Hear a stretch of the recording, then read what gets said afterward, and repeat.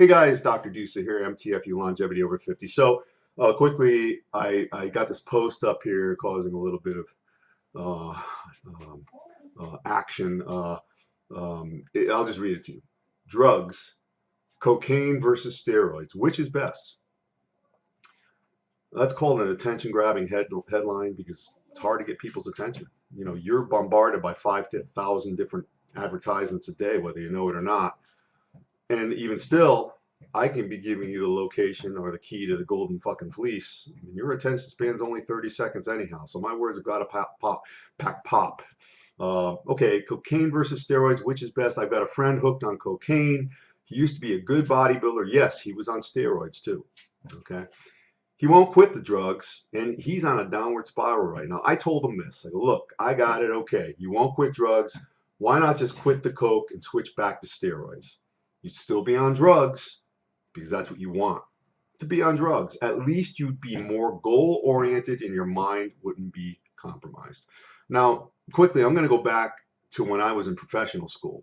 Okay, trained to be a chiropractor, so you hope everybody's health conscious and practicing good health and giving good health to others to this day, you would hope.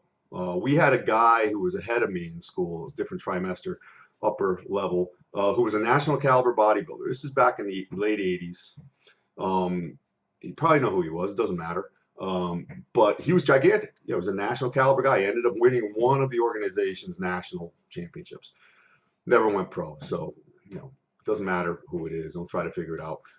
But so all the other students in the school, relatively small school, everybody knew each other.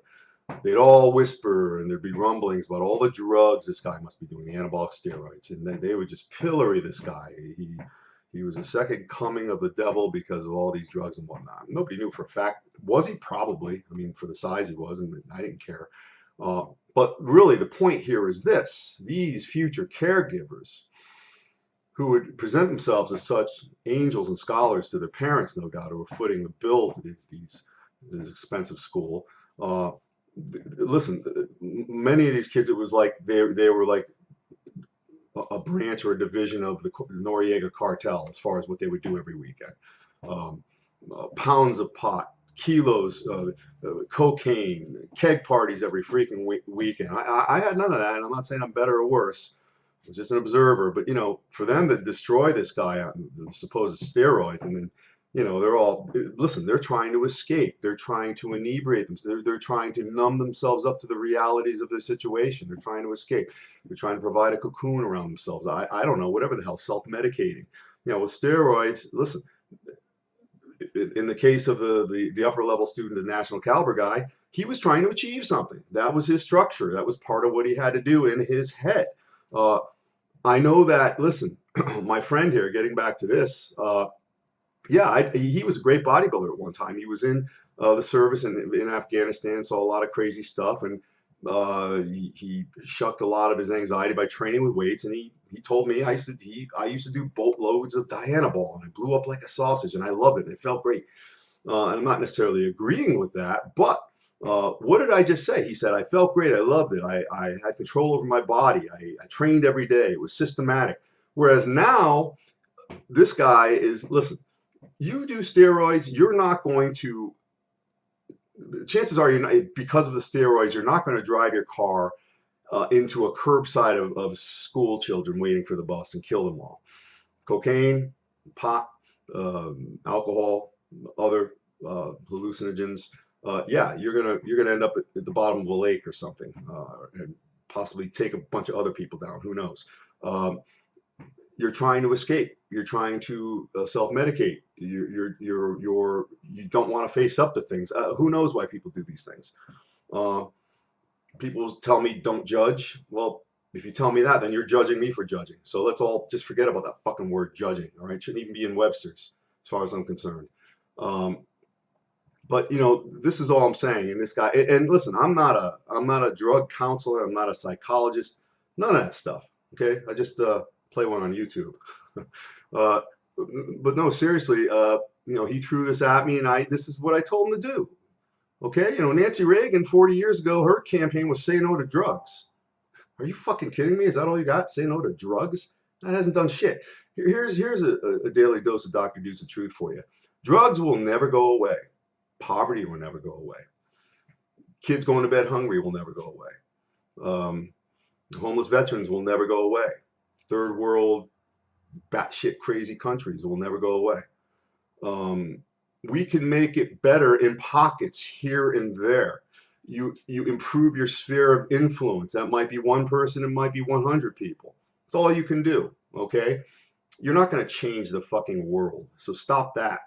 But this is just my little contribution right here. You know, you could say I'm pushing steroids.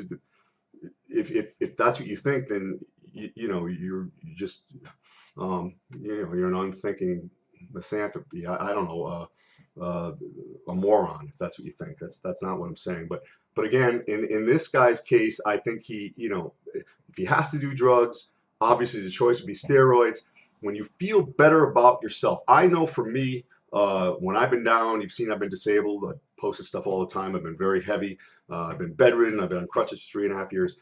When I'm in top shape, the things that ordinarily bother me do not. 85% of my problems are trifles. That is control. When I used to watch TV, I could be watching a business channel, and they bring some big time CEO on and very successful, and he's running this company and he's slaying all the business dragons, but he's 300 pounds. Guess what? When I see that, I don't believe his success, and neither does he. He may somehow be successful, but something is missing because he's lost himself. And that's a way of self-medicating as well. And it goes for you too. If you're losing yourself, you don't believe in what you're doing, you're not happy. You got to plug it in somehow and become happy. And it all starts right here. And in this guy's case, cocaine is destroying him. I mean, he might be dead soon. I don't know. Probably not.